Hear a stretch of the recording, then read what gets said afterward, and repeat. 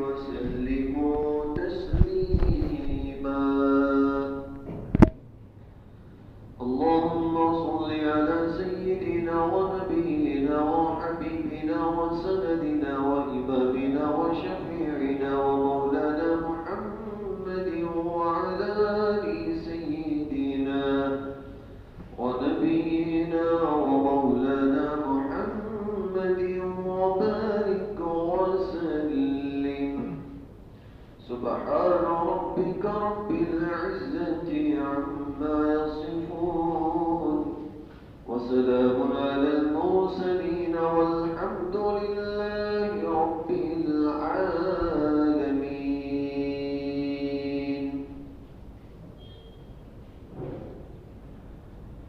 معزز و مکرم علماء کرام، بزرگوں اور عزیز نوجوان بھائیوں،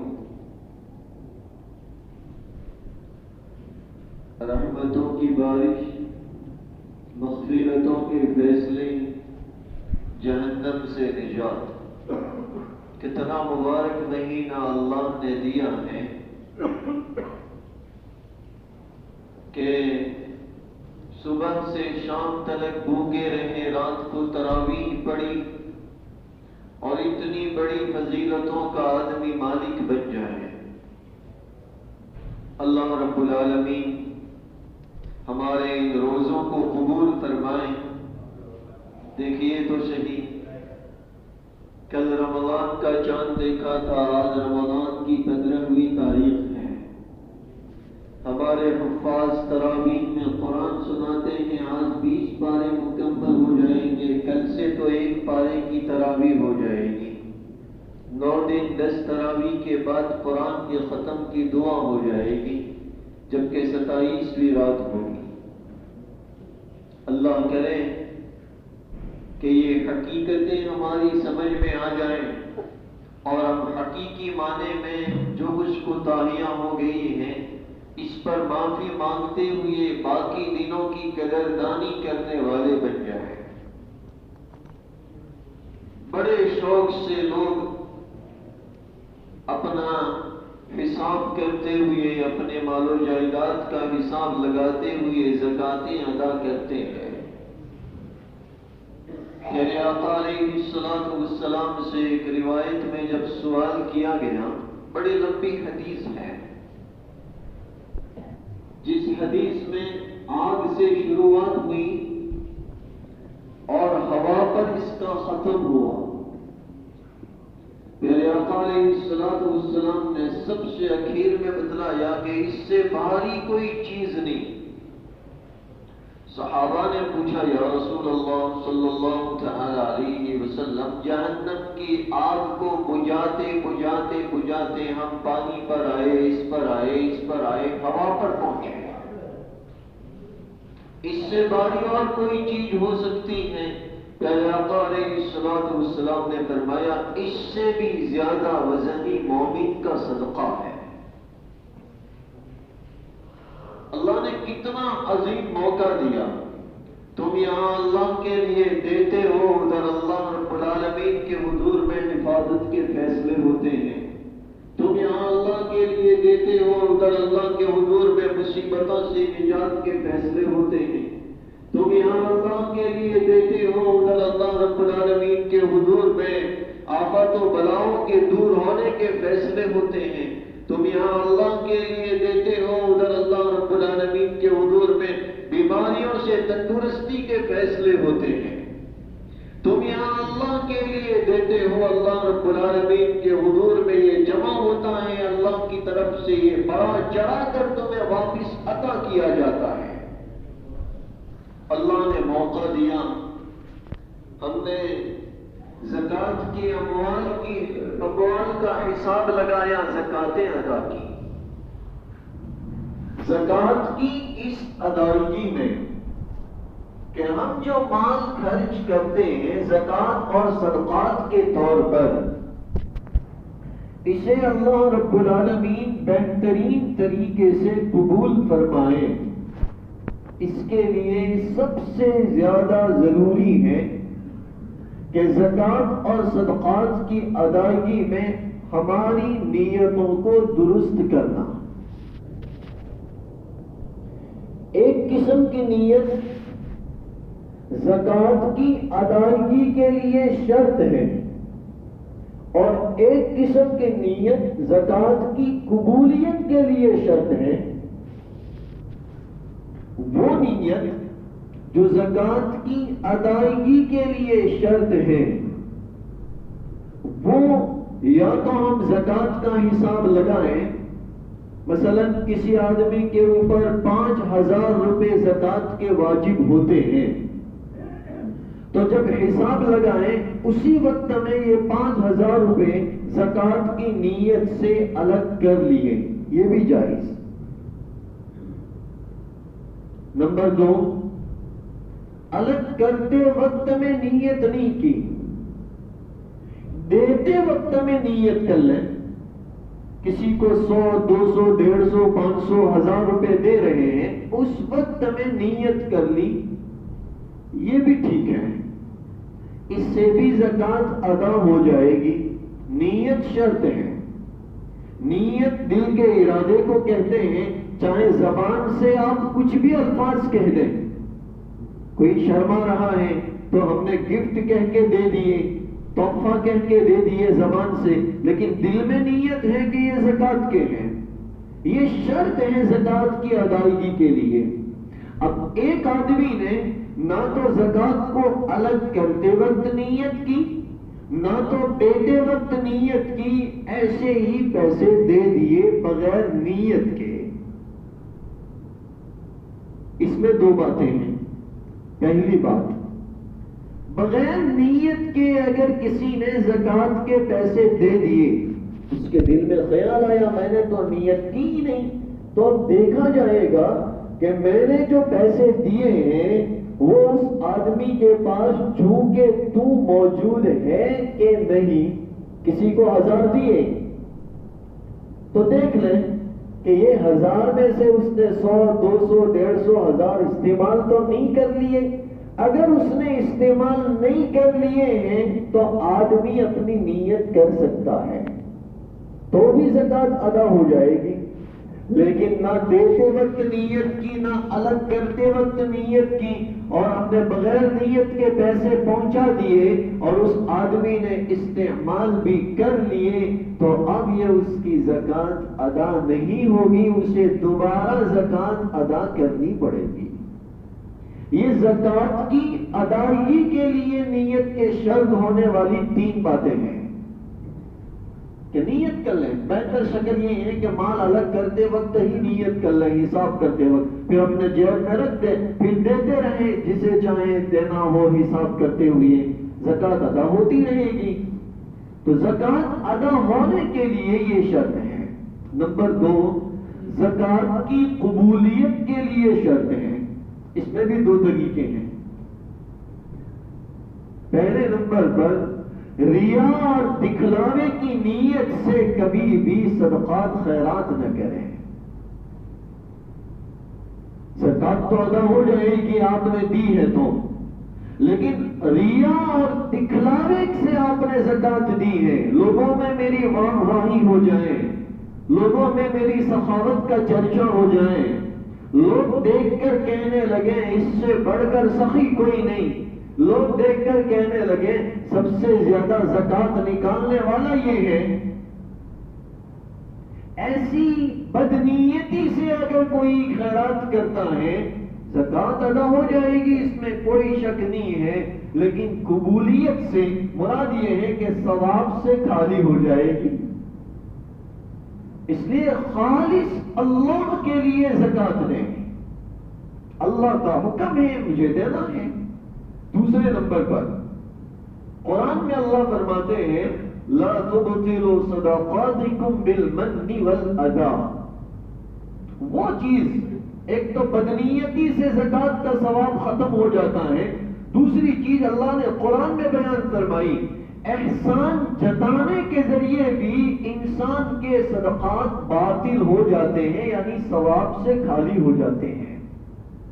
کسی کو دیے 1000 روپے 200 روپے اور آدمی یوں چاہتا ہے کہ جارے منے ملے نہیں تو اینے ماری ہمی شرما بوجھوئیے بالمن، احسان جتانے کی نیت سے کبھی بھی صدقہ نہ دے.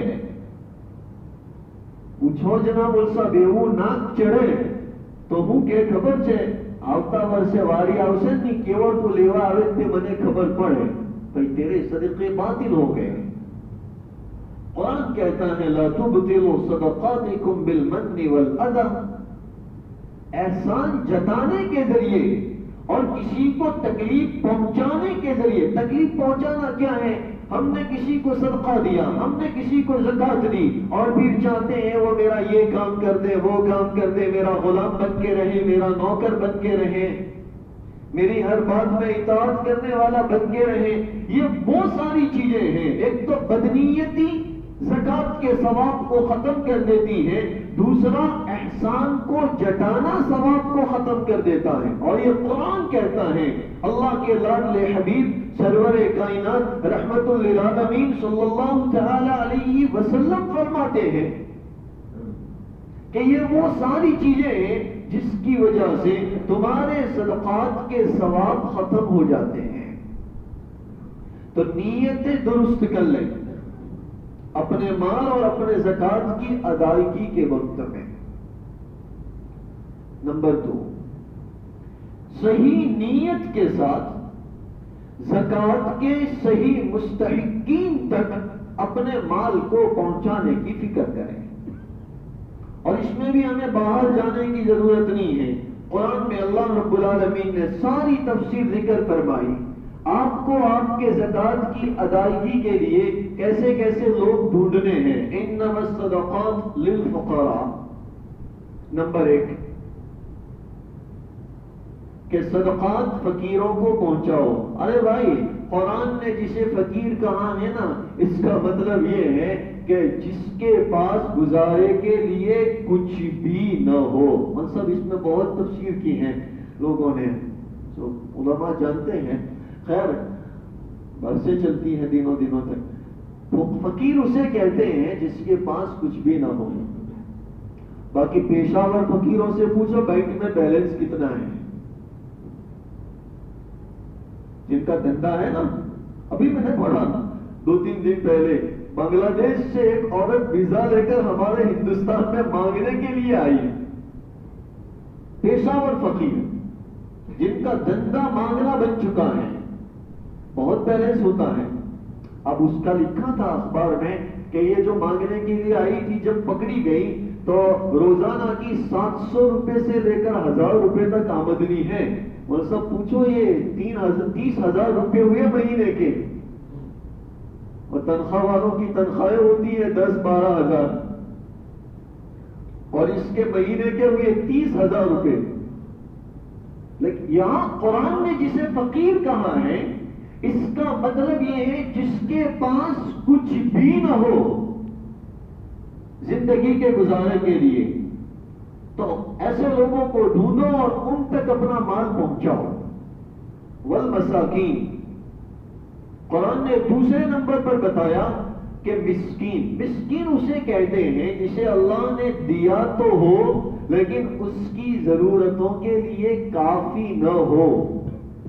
ایک آدمی کے پاس ظاہر اعتبار سے مال ہے لیکن بیچارہ صاحب اولاد ہے، 3-4 بچے ہیں، ان کا خرچہ اس کے اوپر آتا ہے، بیٹیاں ہیں ان کا خرچہ ان کے اوپر آتا ہے، یا کسی ضرورت کی وجہ سے قرض میں پھنسا ہوا ہے. ظاہر اعتبار سے اس کے پاس کچھ دکھائی دیتا ہے. والمساکین کا مطلب ہی یہ ہے کہ اس کے پاس کچھ ہو تو صحیح لیکن ضرورت کے لیے کافی نہ ہو. ایسے لوگوں تک ڈھونڈ کر اپنی زکاتیں پہنچاؤ. اللہ فرماتا ہے آگے کہ والعاملین علیہا، اسے بعد میں سمجھیں گے. والعاملین علیہا کو لاسٹ میں سمجھتے ہیں. پھر اللہ فرماتے ہیں والمؤلفۃ قلوبہم، نئے نئے مسلمان ہیں اور انہیں اسلام پر جمانا ہے، تو ایسے لوگوں کو بھی ڈھونڈ کر ہم زکات دے سکتے ہیں. بڑی لمبی لمبی تفسیریں ہیں، اس میں نہیں جاتے. मुअल्लफ़त क़ुलूबुहुम, मुशरिक मुराद हैं, काफिर मुराद हैं, गैर मुस्लिम मुराद हैं, ये ईमान वाला नहीं है, वो नहीं है। यहाँ हम मुख्तसर इतना समझ लें कि बेचारा कोई नया नया मुसलमान है और इसके पास ज़ाहिरी असबाब नहीं है और हमें उसको इस्लाम पर जमाना है, तो ऐसे लोगों को भी ढूंढ कर हम अपनी ज़कात पहुंचा सकते हैं। अल्लाह आगे फरमाते हैं वफ़िर रिक़ाब, गुलामों को आज़ाद करवाने में। कोई आदमी गलत मुकदमे में फंसा हुआ है, कोई आदमी गलत तरीके से कैद खाने में बंद कर दिया गया है, बेचारे के घर वाले हैं, कमाने वाला था वो तो कैद खाने में चला गया, तो ऐसे लोगों को ढूंढो, घर वालों की भी इमदाद करो और ऐसे लोगों की गर्दनों को छुड़ाने में भी, इनको कैदो बंद से छुड़ाने में भी इनकी इमदाद की जाए। वफ़िर रिक़ाब वल्गारिमीन, जो लोग कर्जों में डूबे हुए हैं, ऐसे लोगों की भी मदद की जाए। वफ़ी सबीलिल्लाह, और अल्लाह के रास्तों में।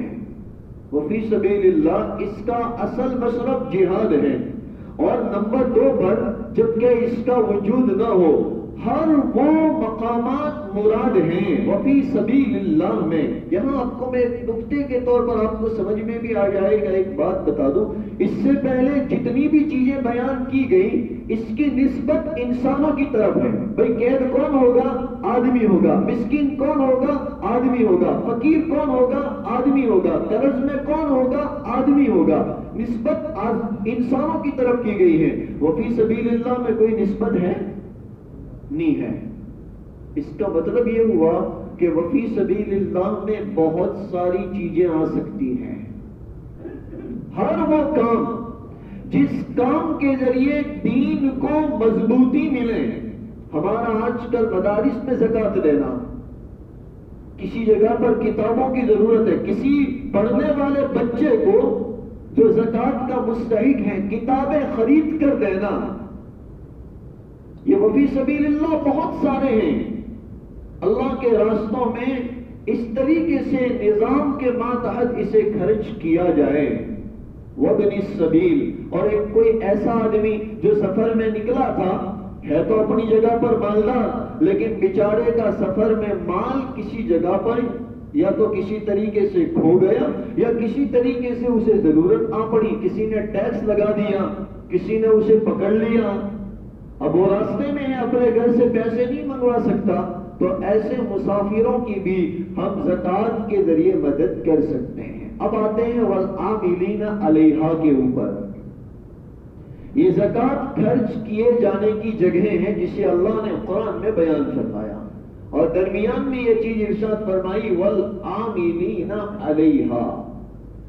खुलासा इसका ये है वल आमिलीना अलैहा कि न मैं न आप न कोई ये ज़कात के इतने सारे मसरफों को ढूंढ कर अपनी ज़कात पहुंचा सकते नहीं हैं।